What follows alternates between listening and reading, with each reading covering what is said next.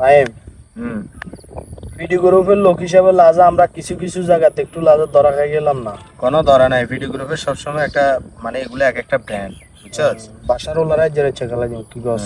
খেলা দিমনি মানে ফাহিম, হ্যাঁ আর হচ্ছে দাইয়ের সব চোদ্দ যে ধরো মাঠ। আট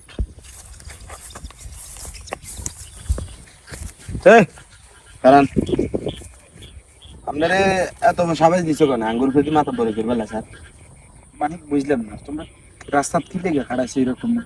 গলা এত উঁচ করে কথা কন, কাকানা নামাই কন। আপনারে সম্মান দিয়ে এলেছি মেলা, সাজান আপনার সম্মান রাখতেন আর তোমরা আর কি বুঝো? বেয়াদবি করতেছো আমার সাথে? আরে বেয়াদবি মানে বুঝলাম না। আপনি আঙ্গুরে স্কুলের ভিতরে আপনি কোন সাবাস আঙ্গুরে সিলে কথা কন, এটা কোন দরকার? আমরা সিনিয়র নাকি? আমরা হচ্ছে ভিডিও গ্রুপের লোক। আঙ্গুর লগে কথা কইতে হইলে কইতে হবে হিসাব নিকাশ করি। আর আপনি এই জায়গাতে স্কুলে আঙ্গুরে মারি দিচ্ছেন। নেক্সট টাইম হইতে এরকম ভুল আপনি করতে চাইতেন না, ঠিক আছে? এই কোনটা সঠিক কোনটা ভুল তোমরা আমার বুঝার লাগবো, আমি বুঝি না। আরে আপনি মেলা কিছু বুঝাইছেন মি, আপনারা বারবার এক কথা কইতে মাইতেন না। সোজা স্টেপ ফরওয়ার্ড কথা, খেলায় যামু ওয়ান হইলেও কিছু কইতে আইতেন না, হইলেও কিছু কইতে আইতেন না। সারা জায়গা থাকবেন, বেশি কথা কইলে গেড়ি আন্দরে টিভি। বাবা বলার দরকার নাই, ডাইরেক্ট চালাই। আচ্ছা জান না ভিডিও গ্রুপের লোক, এটা সবসময় মাথা রাখবেন, চিনি রাখি। কথা বুঝছেন? এই চল। আসসালামু আলাইকুম স্যার। স্যার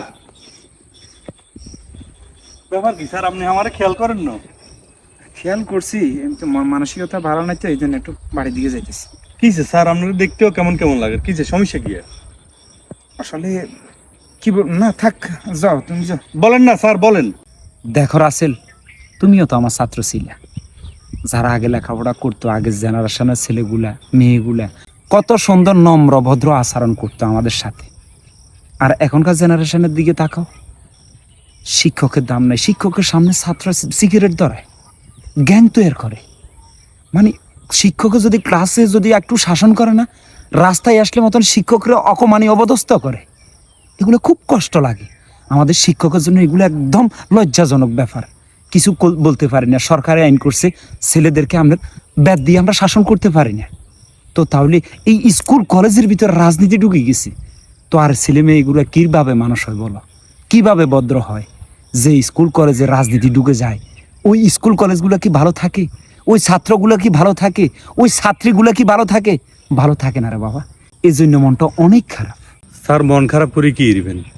এখনকার জেনারেশন আর আগের জেনারেশনে অনেক বেশ কম। আমরা যে সময় পড়াশোনা করছি, আপনারাই তো আমাদের শিক্ষক। মা বাবার পরে কার স্থান? শিক্ষকের স্থান।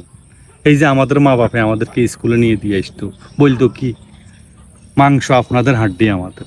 আর আমরা যখন এই যে আমরাও বলতাম, আপনারা যখন আমাদেরকে শাসন করতেন, আমরা বাড়িতে বলতাম, মা বাপরে বললে তখন আমাদের মা বাবা আমাদেরকে আরো বেশি শাসন করতো। ওই ভয়ে আমরা আর মা বাপকে বলতাম না। আপনারা আমাদেরকে শাসন করতেন, আদর করতেন। আপনাদের শিক্ষায় শিক্ষিত হয়ে আলহামদুলিল্লাহ আজকে ভালো একটা জব করতেছি। এখন যে না বুঝবো তার কপাল সে খাইব। কারণ এটাই মনে রাখতে হইব, মা বাপের পরে শিক্ষকের স্থান। ঠিক বলছো রাসেল। একটা জিনিস কি রাসেল, আজকে রাস্তাঘাটে আমরা দর্শন হইতেছি, সিপাই সাপাই মাদক সেবন করতেছি, বিভিন্ন জায়গায় আপনার কিশোর গ্যাং সৃষ্টি করতেছি, মুরব্বীদের সামনে সিগারেট ধরাইতেছি, মাস্টার কলেজের শিক্ষকের সামনে কিন্তু হার হামাশাই ছেলে মেয়েরা বেয়াদবি করতেছি। জি। এটার মূল কারণ কি জানো? কি স্যার? ফিতা মাতা।